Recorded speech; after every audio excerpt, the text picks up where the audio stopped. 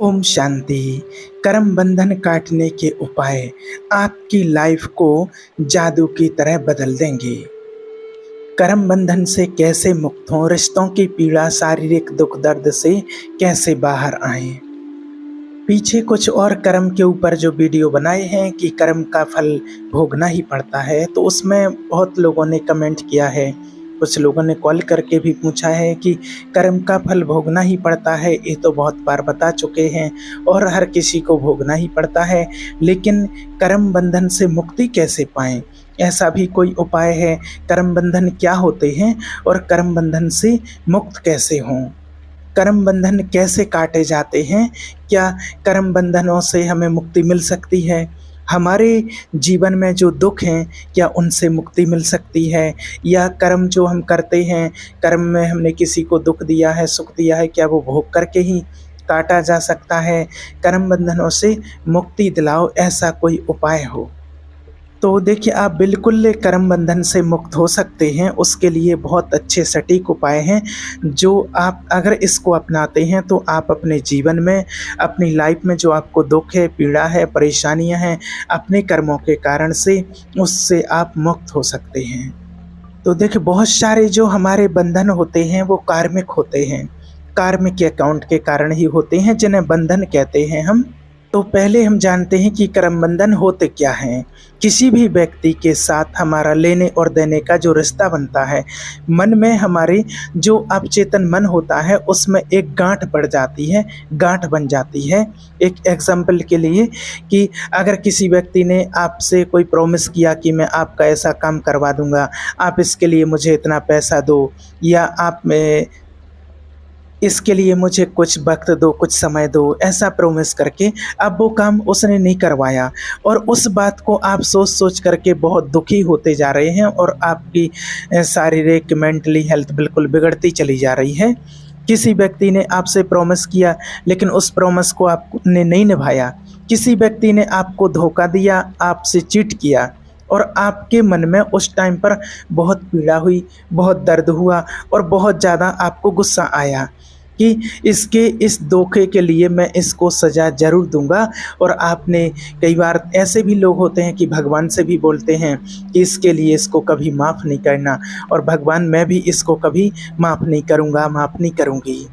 अब याद रखना, उस समय आपने कुछ बोला हो या ना बोला हो, लेकिन आपके अवचेतन मन के अंदर एक गांठ बन जाती है, एक गांठ पड़ जाती है। उसके और आपके बीच में एक कर्म बंधन क्रिएट हो गया, दोनों लोगों के बीच में।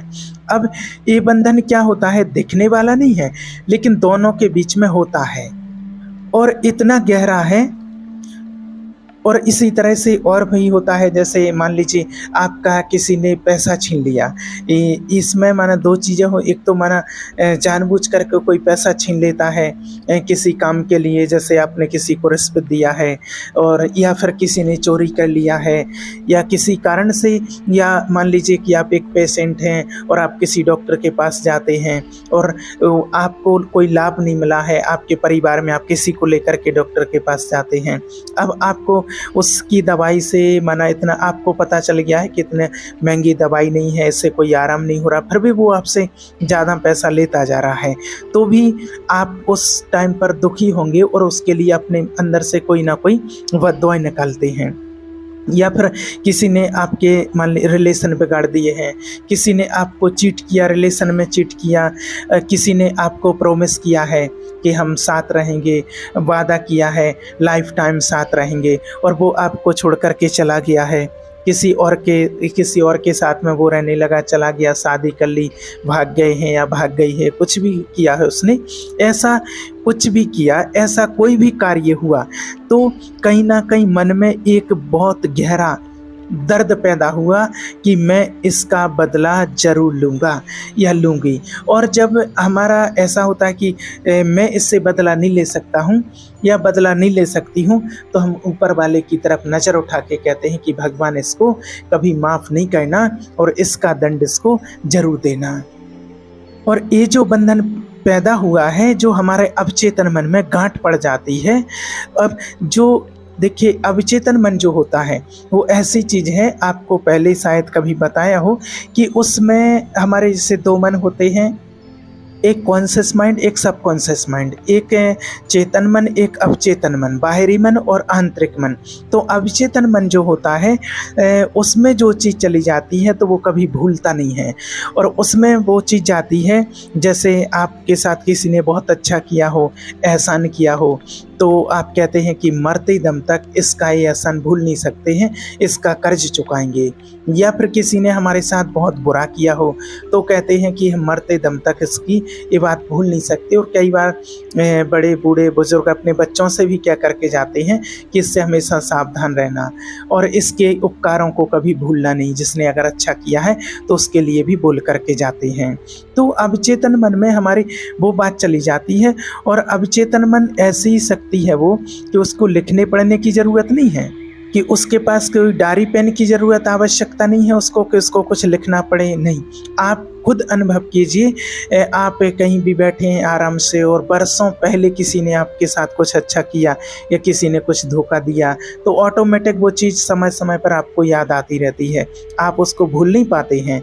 अब आपने कहीं उसको लिखा नहीं है, और कई बार हम बहुत अच्छी चीज़ों को भूल जाते हैं, याददाश्त नहीं रहती है, उसको हमें लिखना पड़ता है। कई जैसे किसी का हिसाब के तो कोई भी चीज़ होती है तो उसको हम भूल ही जाते हैं, और फिर अगर कोई ज़्यादा मोस्टली काम है तो उसको लिखना पड़ता है, फिर उसको देखना पड़ता है कहाँ लिखा है क्या है। तो ये सारी चीज़ें रहती हैं हमारी चेतन मन में, बाहरी मन में, कॉन्शियस माइंड में। और जो सबकॉन्शियस में जो चीज़ चली जाती है, अवचेतन मन में जो चीज़ चली जाती है, उसको हम भूल नहीं पाते हैं। तो अवचेतन मन में जो गांठ पैदा हुई, और अवचेतन मन किसी बात को भूलता नहीं है। अवचेतन मन बहुत गहरा है।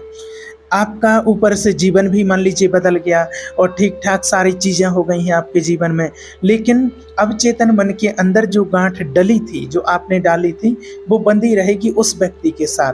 अब एक कर्म बंधन जो है वो आपके बीच में है और वो सामने वाला जो व्यक्ति है उसके बीच में है।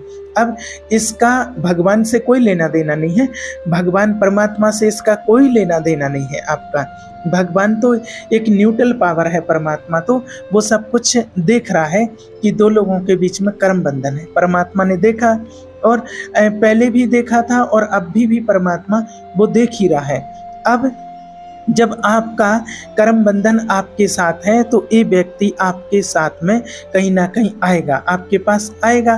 कर्म बंधन को निभाने के लिए दोनों को ही आना पड़ता है, दोनों व्यक्तियों को आना पड़ेगा। अब वो व्यक्ति आएगा, आप भी आएंगे, और वो भी व्यक्ति आएगा, दोनों आमने सामने आएंगे। एक बात आप याद रखना हमेशा कि कोई भी व्यक्ति बिना आपके कर्म बंधन के नहीं आता है। इस बात की आप गांठ बांध लें। चाहे आपको कोई संबंधी मिले हैं, परिवार से, रिश्तों से, पड़ोसी, कोई भी अगर आपको जो भी मिलते हैं, तो कोई भी व्यक्ति बिना कर्म बंधन के आपके पास नहीं आता है। कोई आपके जीवन में नहीं आता है। अच्छा या बुरा जो ही आएगा वो कर्म बंधन के कारण ही आएगा, और वो आएगा आपके जीवन में, आएगा ही। और कर्म बंधन के कारण जब वो व्यक्ति आपके जीवन में आएगा तो आपको उसको देखते ही आपको नफरत पैदा होने लगेगी, आपके अंदर मन ऐसी आग लगने लगेगी, और आपको समझ में नहीं आएगा कि इसके प्रति मुझे इतनी नफरत पैदा क्यों हो रही है। आप उस चीज़ को समझ नहीं पाएंगे। कई लोग हैं जैसे कहते हैं कि किसी को देख करके ऐसे खून खौल जाता है, तो ऐसा क्या, एक व्यक्ति को देख करके बहुत खुशी होती है और दूसरे को देख करके खून खौल जाता है, तो ये सब कुछ क्या है? एक कर्म बंधन है। किसी ने बहुत सुख दिया था पहले तो उसको देख करके आपको खुशी होती है, किसी ने बहुत दुख दिया था तो उसको देख करके आपका खून खौल जाता है, आपको गुस्सा आ जाता है, आपको बहुत नफरत पैदा होती है। और फिर आपको भी समझ में नहीं आता है कि इस व्यक्ति के प्रति इतनी नफरत कैसे पैदा हो गई। और हो सकता है कि अगर पहले ना हो तो 2-4 दिन के बाद कोई काम ऐसा उसके द्वारा फिर से करवा दिया जाएगा। अगर आपको थोड़ा याद नहीं रहा कि कोई काम ऐसा फिर से करवा दिया जाएगा कि आपको वो याददाश्त आ जाए, और आपको लगने लगेगा कि मैं इस वजह से इससे चिढ़ रहा हूँ, और वो चिढ़ बहुत गहरी होती है।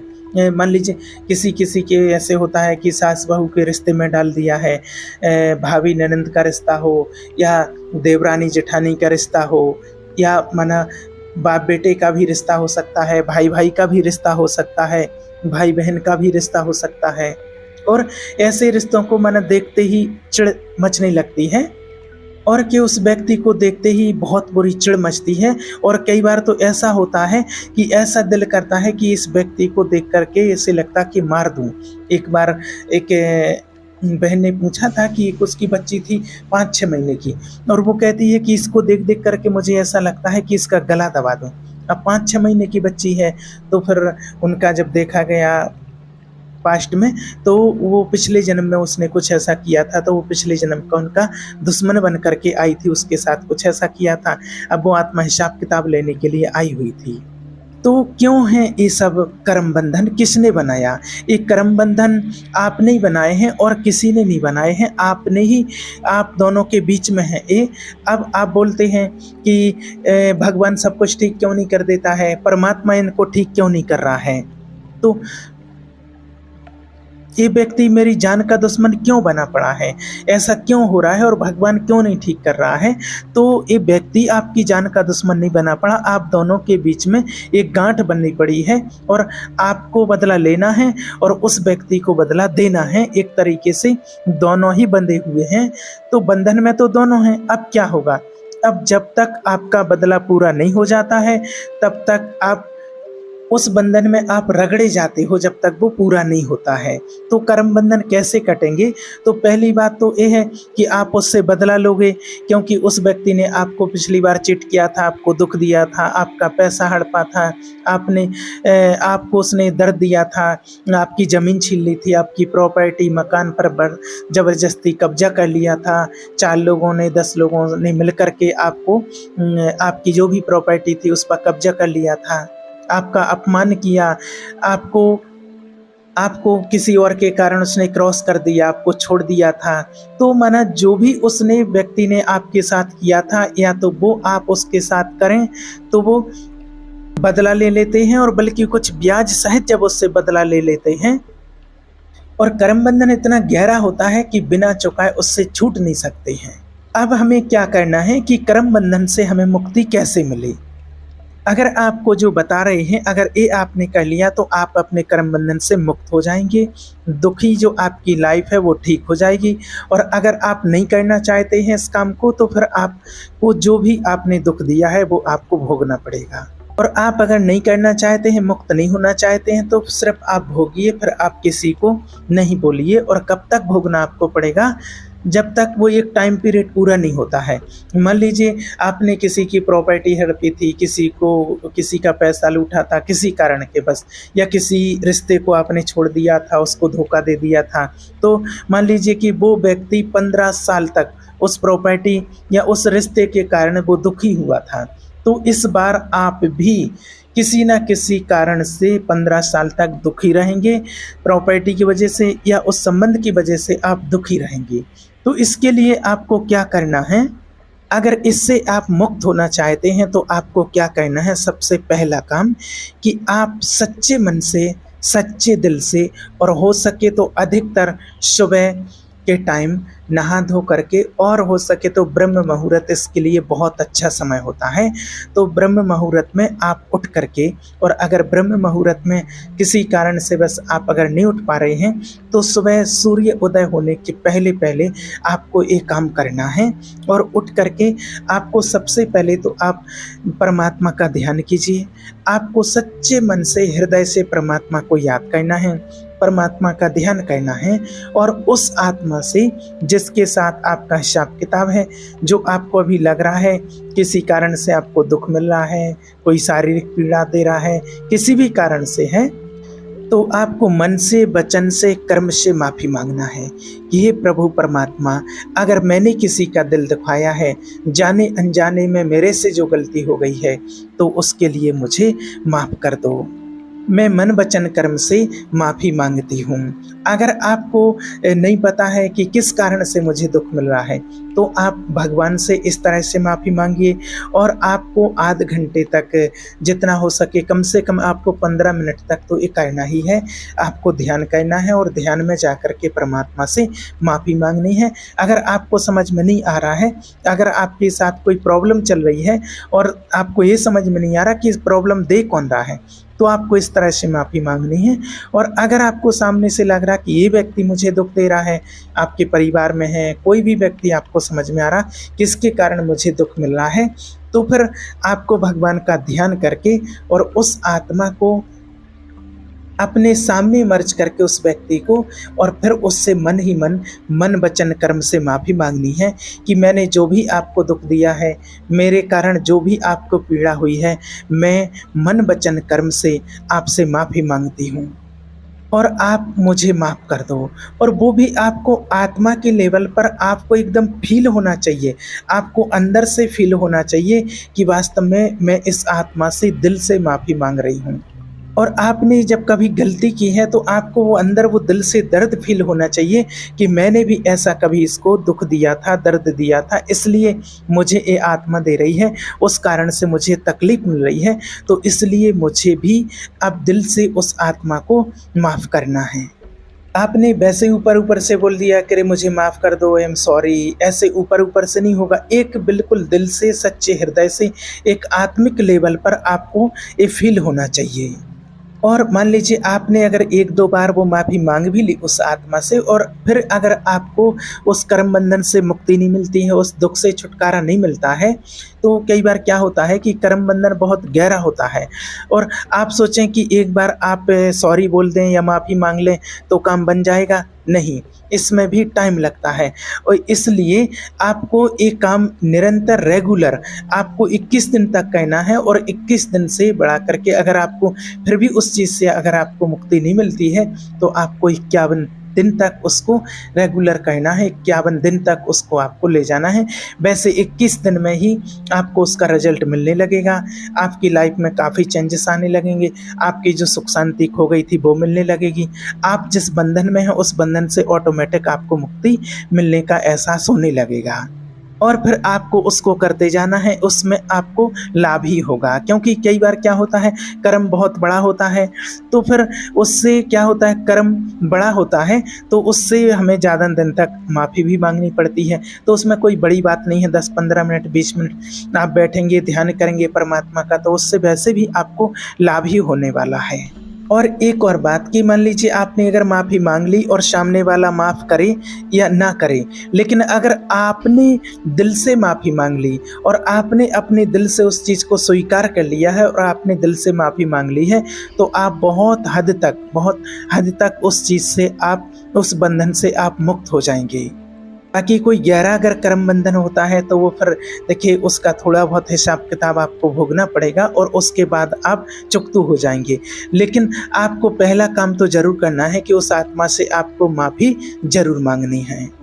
चौथी बात, अगर आपको कार्मिक बंधन ख़त्म करने हैं तो इसका एक और जो तरीका है वो है कि कार्मिक बंधन के लिए जिस वजह से आपको बंधन है, जिस कारण से वो बंधन है, उसके आप अपोजिट करें। जैसे मान लीजिए आपके जीवन में अगर किसी ने नफ़रत पैदा की है तो आज आप प्यार बांटिए। आपके अंदर एक प्यार की एनर्जी होती है और एक नफ़रत की भी एनर्जी होती है। जो एनर्जी ज़्यादा होगी वो उसको हमेशा ओवर पावर कर देगी, तो जो नफ़रत की जो पावर है वो कम हो जाएगी और प्यार की पावर आपकी बढ़ जाएगी। तो जीवन में आप जिस चीज़ की कमी फील कर रहे हैं उस चीज़ को आप बांटने का प्रयास कीजिए। अब आप कहेंगे कि आप तो माने इसका उल्टा बोल रहे हैं कि जिस चीज़ की कमी है उसको बांटने का बोल रहे हैं, वो कैसे बांटेंगे? आप इस बात को बहुत अच्छे तरीके से जानते हैं कि जो हमें चाहिए पहले हमें वो देना पड़ता है, तभी हमें वो मिलता है। यही प्रकृति का नियम है। आज जैसे किसी के पास अनाज की कमी होती है, मान लीजिए अगर खेत में कोई 1 बोरा गेहूँ बोता है तो वो अगर कहे मेरे पास तो 2 बोरे ही हैं, 1 बोरा अगर इसमें खेत में डाल दूंगा बीज तो 1 ही बचेगा, फिर मैं क्या खाऊंगा? तो उसको क्या और ज़्यादा मिलेगा? तो अगर भले उसके पास 2 बोरा है तो 1 बोरा गेहूँ उसको खेत में डालना ही पड़ेगा, तभी 1 के बदले में उसको 20 बोरा गेहूँ मिलेगा। और अगर वो नहीं डालता है तो उसको नहीं मिलेगा। तो ये प्रकृति का नियम है कि जो आपको चाहिए तो पहले आपको देना पड़ेगा, तभी आपको वो चीज़ मिलेगी। अगर आप पैसे की भी बात आती है, मान लीजिए आप 20,000 रुपये महीने के कमाते हैं, इनकम है आपकी, तो उसमें से 100-200 रुपये निकालना कोई बड़ी बात नहीं है। वो भी जिसको वास्तविक ज़रूरत है, ज़रूरतमंद को देना, और किसी को भोजन करा देना, कोई भूखा है वास्तविक है तो उसको भोजन करे देना, किसी ज़रूरतमंद की हेल्प कर देना, मदद कर देना उसके लिए। कभी किसी को आपसे प्यार नहीं दिया जा रहा है तो वो क्या है, वो गांठ बंधी हुई है, जो लालच की गांठ पड़ी हुई है, तो उसको तोड़ने के लिए अपने मन की गांठ को आपको खोलना ही पड़ेगा। उस बंधन को आपको ख़त्म करना ही होगा, चाहे वो पैसे का हो, प्यार का हो, तभी वो बंधन कटता है प्यार बांटने से। और जो सबसे पहला उपाय आपको पहले ही बताया है, वो मेन पॉइंट है, उस पर विशेष ध्यान देना कि आप मेडिटेशन सीखें अगर कर्म बंधनों से मुक्त होना है तो। क्योंकि जब हमारे जो कर्म बंधन होते हैं वो हमारे माथे पर होते हैं, क्योंकि यहाँ पर आत्मा का निवास होता है, और आत्मा ही वो कर्मों को लेकर के आती है जो उसके साथ बंधन जुड़े हुए होते हैं। और जहाँ हम बिंदी तिलक लगाते हैं वहाँ आत्मा का निवास होता है, क्योंकि वहाँ पर बंधन होते हैं। और अधिकतर लोग कहते हैं कि हमारा भगवान से ध्यान नहीं लगता है, मेडिटेशन नहीं हो पाता है, तो वो यही कारण होता है कि कहीं ना कहीं उनके कर्म बंधन होते हैं और वो बीच में आ रहे हैं, जो मोटी मोटी गांठें बंधी पड़ी हैं, और उन गांठों को तोड़ा जा सकता है। और उसी के लिए हम क्या करते हैं, इसके लिए ही भक्ति मार्ग में बताया। अब जानते नहीं कि किस लिए कर रहे हैं, कि भक्ति मार्ग में मंदिर में जाते हैं तो मंदिर में जाकर के माथे को रगड़ते हैं। क्यों रगड़ते हैं? क्योंकि इस माथे को रगड़ने के लिए जो साइंस टेस्ट है, इसके अंदर जो लकीरें पड़ी हुई हैं, जो बंधन बंधे हुए हैं, वो कर्म बंधन हमारे टूट जाएं, इसलिए को माथा रगड़ते हैं। और जब हम भगवान का ध्यान करते हैं, मेडिटेशन करते हैं, तो हमारी आत्मा पर उस परमात्मा की शक्ति पड़ती है, वो किरणें आती हैं, तो जिससे हमारे कर्म बंधन नष्ट हो जाते हैं, पाप कर्म जलने लगते हैं, वो भस्म हो जाते हैं। तो आपको ये उपाय जरूर करना है। आप मेडिटेशन कीजिए, और भी जो उपाय बताए हैं आप वो कीजिए, आप कर्म बंधनों से मुक्त हो जाएंगे। आपकी लाइफ में पहले जैसे ही सुख शांति आ जाएगी। ओम शांति।